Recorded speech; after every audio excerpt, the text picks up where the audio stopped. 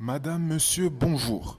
Aujourd'hui, les amis, nous nous retrouvons pour découvrir les commerces de la Cité des Papes et rencontrer les commerçants et citoyens qui participent à notre quotidien et font pleinement vivre notre chère et tendre ville, autrefois appelée Avignon en provençal et que l'on nomme aujourd'hui Avignon.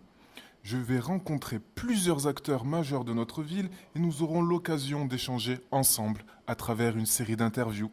Je m'appelle Anthony et je suis au micro pour Friendly Radio. Je me situe actuellement une nouvelle fois à la Place Pi, célèbre pour sa fréquentation mixte de tout horizon, pour ses halles fleuries, ses brasseries, ses snacks et ses nombreux bars, dont un bar en particulier qui a retenu mon attention par son ambiance amicale et sa localisation. À 2 pas de la tour Saint-Jean, ce fabuleux monument qui veille sur la place depuis près de 800 ans. Aujourd'hui, nous rencontrons monsieur Marc Billy, propriétaire du lieu de rencontre Le Fût et à Mesure. Bonjour Marc. Salut Anthony. Salut, comment vas-tu? Bah écoute, pas si mal, hein. Alors, depuis combien de temps es-tu à Avignon? Wow, ça c'est une très bonne question. Depuis 2015, ça fait 9 ans. Tu es né dans quelle ville? Je suis né à Paris, mais j'ai vécu en Guyane, moi. Et que faisais-tu avant d'être entrepreneur? Ça c'est une bonne question aussi. J'étais ingénieur en informatique, ingénieur logiciel plus particulièrement. Ah oui. Et comment as-tu l'idée d'ouvrir ce bar? Alors l'idée je l'ai pas eue. C'est venu sur des blagues en fait où je proposais régulièrement de racheter le bar à l'ancien patron et il a fini par accepter et puis je me suis dit en fait pourquoi pas, c'est pas une si mauvaise blague. Je rappelle l'ancien patron qui s'appelle François. C'est ça ouais François. Et donc depuis, tu es nouveau propriétaire depuis 2 ans. À peu Je près. suis nouveau propriétaire depuis 2 ans, ouais. 2 ans début août là. Il me semblait que le Fût et à Mesure était une chaîne. Est-ce que tu pourrais nous dire où est-ce qu'on pourrait trouver en France d'autres Fûts et à Mesure? Alors la peu franchise près. au fur et à mesure, ouais, il y en a 28 en France, 30 maintenant d'ailleurs je crois. À côté de chez nous, il y a Salon de Provence. Un peu plus loin, on va avoir Toulouse. Il y en a à Lyon. Ensuite, si on remonte, on va en trouver au Havre, à Rouen. Il y en a un petit peu partout en France, hein. Ah, yeah, c'est trop bien. Et quel genre d'ambiance pouvons-nous trouver au Fût et à Mesure à Place Pi? Ce week-end, on a une soirée rock et métal. La semaine d'après, on va avoir une soirée techno. C'est surtout beaucoup de gens qui aiment se retrouver et qui reviennent ici pour retrouver leurs amis. Très bien. Du coup, des soirées rock, électro. Est-ce que vous organisez d'autres soirées à thème? Le 14 août, on va avoir une soirée électro-geek. Ça veut dire que on va se retrouver avec plein de jeux vidéo, surtout des vieux, avec tout ça avec de la musique. Des vieux jeux vidéo rétro, je dirais.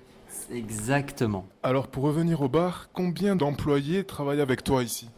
Deux. Là, je risque de poser une question qui fâche.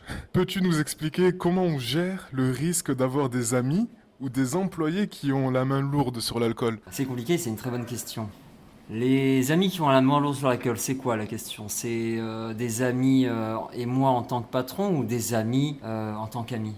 Des amis vraiment en tant qu'amis qui peuvent avoir une main un peu trop prononcée sur les verres. Comment gérer ça? C'est une question que je me pose. On peut répondre à cette question de deux façons différentes. Moi, en tant qu'ami, j'ai un ami qui aurait un peu trop la main lourde sur l'alcool. L'idée, c'est de lui donner des rendez-vous ailleurs, finalement. Maintenant, en tant que patron de bar, eh bien, c'est peut-être même plus facile avec des amis qu'avec des clients. Leur dire, bah écoute, je te prends autre chose, je t'offre quelque chose, et de l'amener sur quelque chose d'autre, quitte à se fâcher un petit peu, mais au final, c'est temporaire. Très bien. Et tu as la gérance de combien de commerces à ton actif? Alors, j'ai donc le Fût et à Mesure comme bar, la compagnie Dera Dance qui est une compagnie de théâtre, et j'ai ma société en informatique donc où je suis ingénieur logiciel. Et je rappelle que nous sommes au cœur de la place Pi et que chaque mois de juillet, nous accueillons le plus grand festival de théâtre du monde, ainsi que de nombreux professionnels et visiteurs qui viennent des 4 coins du globe. Comment se déroule ton activité en période du festival d'Avignon? Eh bien, jusqu'à cette année, ça se déroulait plutôt bien. Cette année, en réalité, elle s'est bien déroulée, hein, tout s'est bien passé. Par contre, la fréquentation a énormément diminué.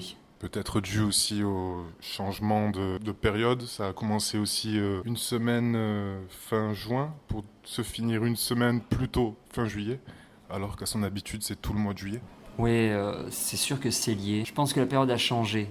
Ça a diminué la fréquentation. Le pouvoir d'achat a diminué aussi, c'est-à-dire que les gens, à l'époque où on faisait 2-3 pièces par jour, on n'en fait plus qu'une. D'ailleurs, on le voit parce que la moyenne d'âge a vachement augmenté du festival. Est-ce que tu pourrais nous partager tes réseaux? Vous pouvez nous retrouver sur Facebook et Instagram, hein, donc auffu.avignon pour Facebook, et puis essentiellement Instagram quand même, hein, auffu-avignon, du bas. Pour conclure cette série de questions, as-tu un dernier mot à nous exprimer pour nos auditeurs? Amour. Je tiens chaleureusement à vous remercier d'avoir permis à ce que cette entrevue puisse se faire et merci beaucoup d'avoir répondu à toutes mes questions. Nous étions avec Marc qui nous a très bien accueillis au fur et à mesure. C'était Anthony au micro pour Friendly Radio. Merci. Ciao ciao.